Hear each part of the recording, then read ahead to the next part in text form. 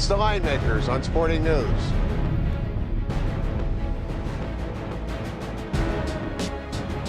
Eastern Conference Finals, Heat Pacers, Game 7. Heat, 7-point favorite, 181.5. Welcome to the Linemakers on Sporting News. I'm Micah Roberts with Rick Herron at the beautiful South Point Racing Sportsbook. Ricky, what do you got for us here in Game 7? Wow. Game 6, it's just been an amazing series. It's a great series. It's extremely physical. We've got the technical suspensions. It's got all the chapters. ingredients. Yeah, and it's in one team wins and the other team comes back and dominates the next game. 91-77 in Game 6 Pacers.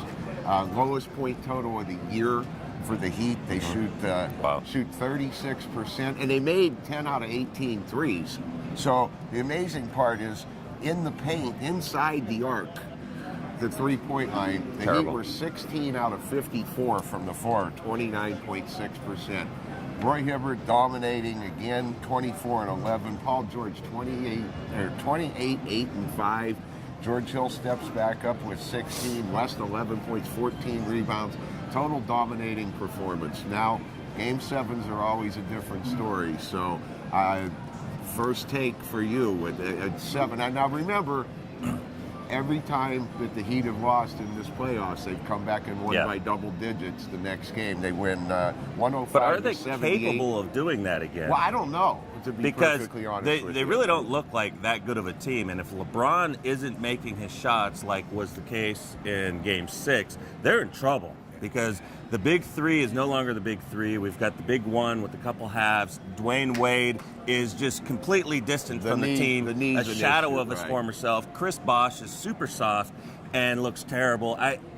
And you're relying on Norris Cole and Mario Chalmers to be your number 2 on the team because the other guys, the supposed big three, are not there anymore. Wade and Bosh, 4 out of 19 from the floor last night. Ray Allen, 2 out of 8. Again, he said, but the flip side of the coin is, like, it's a team that went 66 and 16, won 27 games in a row at one point, haven't lost 2 games in a row since the first week of January, which is 5 months ago.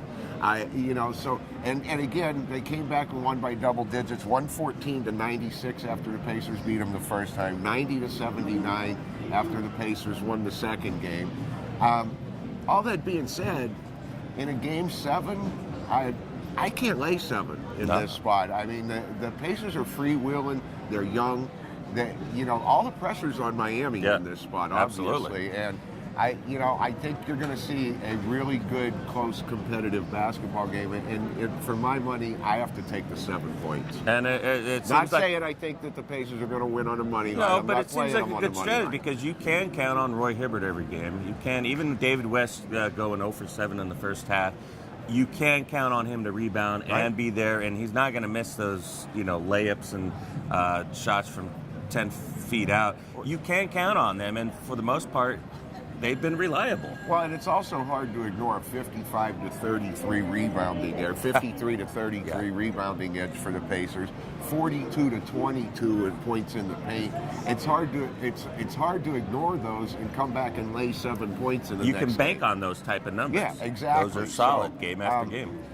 Total, you have to kind of maybe favor the under a little bit again. The first 181.5. Yeah, first 4 went over. Last 2 have gone under, though. You kind of, being a Game 7, both teams going to be a little bit nervous early. You would kind of think maybe a lower scoring first half. Maybe you're looking at the first half under in this spot. But for my money, I'm going to take the 7. All right.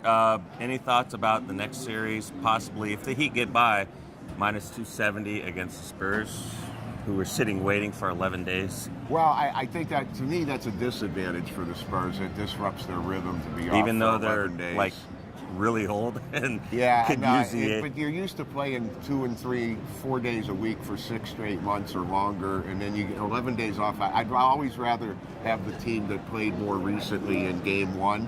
And I think if the Heat get past the Pacers, which I'm not 100% certain they're going not at all. The TV networks want the Heat to get past the Pistons. I don't want Indianapolis and San Antonio. Not an attractive series but at I think that the Spurs and the Heat, I think it's actually an easier series for Miami. The Spurs are a finesse team that are going to run it up and down the floor.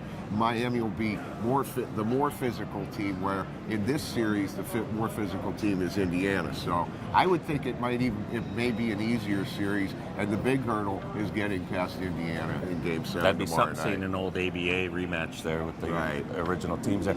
All right, looks like we are going with the Pacers plus the points with the small lean to the under. Thanks for watching.